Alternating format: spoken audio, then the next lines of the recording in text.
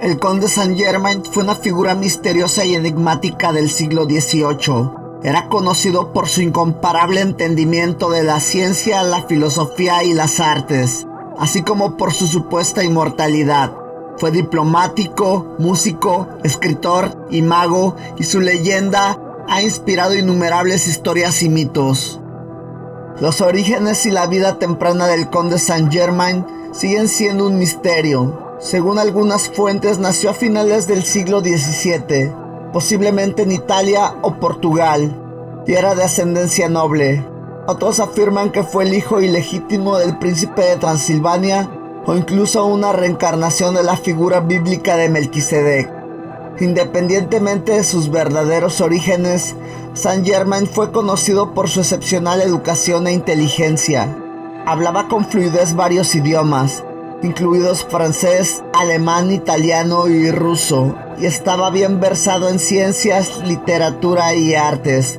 También fue un hábil músico y compositor, y algunas de sus obras aún se interpretan en la actualidad.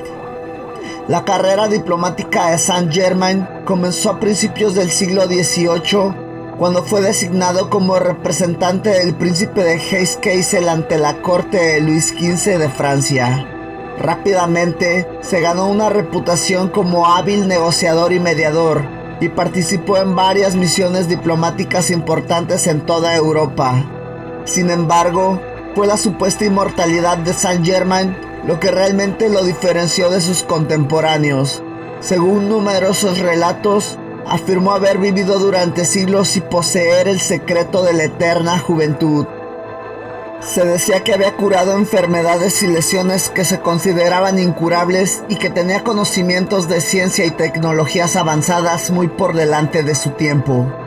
Los supuestos encuentros de Saint-Germain con figuras históricas famosas solo se han sumado a su leyenda. Se dice que fue amigo cercano y consejero del rey Luis XV, así como de otros monarcas y estadistas europeos. Según los informes, también se le vio en compañía de Voltaire, Casanova y Mozart, entre otros. Además de sus conexiones sociales, también se rumoreaba que Saint-Germain había estado involucrado en sociedades secretas y órdenes místicas como los Rosacruces y los masones. Algunos incluso afirman que fue miembro de los escurridizos Illuminati y que desempeñó un papel en la Revolución Francesa y otros eventos fundamentales de la época. A pesar de los numerosos relatos y rumores que rodean al conde Saint-Germain, su verdadera identidad y existencia siguen siendo objeto de debate y especulación. Algunos historiadores creen que fue simplemente un hábil estafador o embaucador, que logró engañar a sus contemporáneos con su carisma e ingenio. Otros sugieren que era un espía o un doble agente que trabajaba en secreto para varias potencias europeas. Cualquiera que sea la verdad, el legado de Saint-Germain continúa fascinando e inspirando a la gente hasta el día de hoy. Su vida y leyenda han inspirado innumerables obras de arte, literatura y música, y su misteriosa personalidad sigue siendo objeto de fascinación e intriga.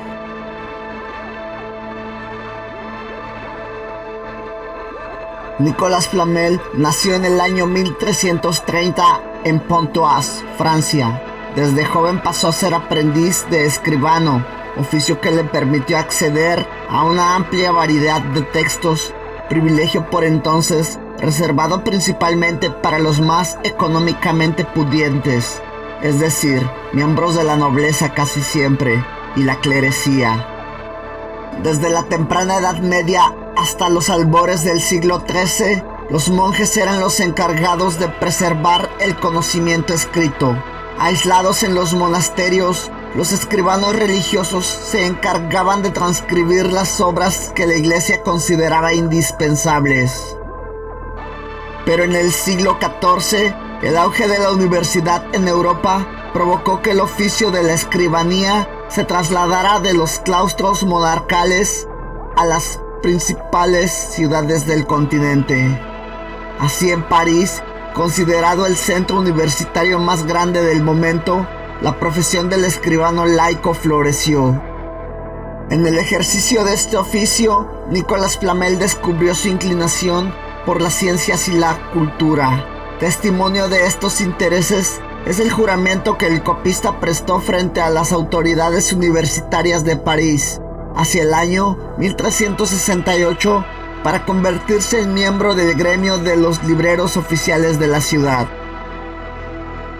Trabajando como escriba y librero, Nicolas Flamel empezó a interesarse también por la alquimia, una práctica antigua y disciplina filosófica que abarca preceptos rudimentarios de la metalurgia, astrología, medicina, física, arte y misticismo. La alquimia es considerada como un estadio temprano de la química.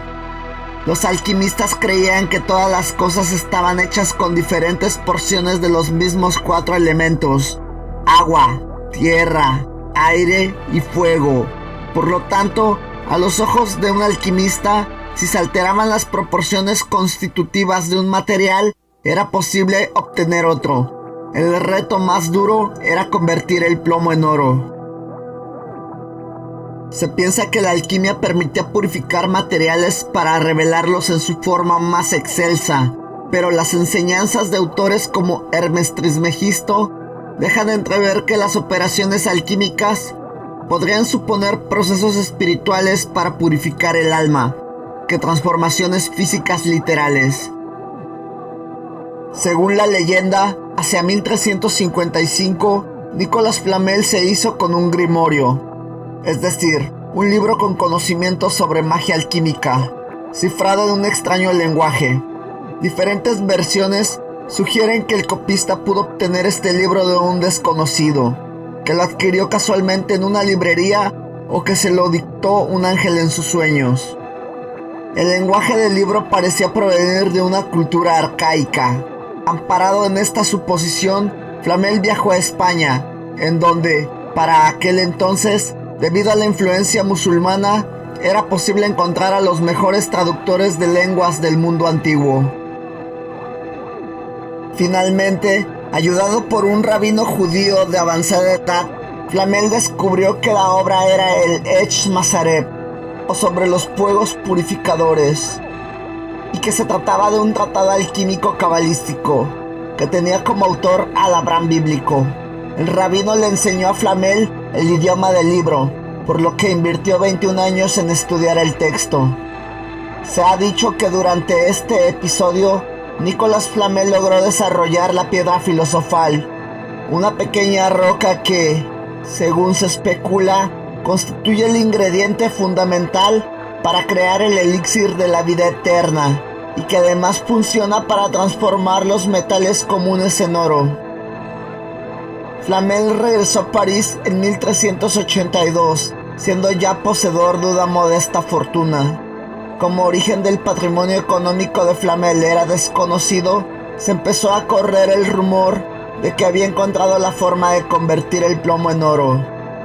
La especulación en torno a los poderes del supuesto alquimista aumentó más luego de que Flamel publicara en 1399 el libro de la exposición de figuras hieroglíficas, donde explica los procesos transmutativos que estudió en España y describe la piedra filosofal como una roca translúcida de color rojo. Supuestamente, Nicolas Flamel murió en el año 1410 y fue enterrado en el cementerio de Saint-Jacques de la Boucherie. Tiempo después, se intentó exhumar el cadáver, pero al momento de abrir la tumba estaba vacía. Este suceso le dio más peso a la idea de que el alquimista había en efecto encontrado el secreto de la inmortalidad. Se ha habido historias que han perdurado y se han transmitido como pocas con el paso del tiempo acerca de la inmortalidad. Esa es la del judío errante. Tiene todos los ingredientes para cautivarnos. Jesús sufriendo con la cruz sobre sus hombros, camino hacia la crucifixión, un desalmado que le negó ayuda, su condena a vagar eternamente para expiar su pecado, y gente, mucha gente, que asegura haberle visto en distintas épocas de la historia. El origen de la historia se encuentra en 2 pasajes de la Biblia. En el Evangelio de Mateo se dice: hay algunos de los que están aquí que no probarán la muerte hasta que hayan visto al Hijo del Hombre viniendo en su reino.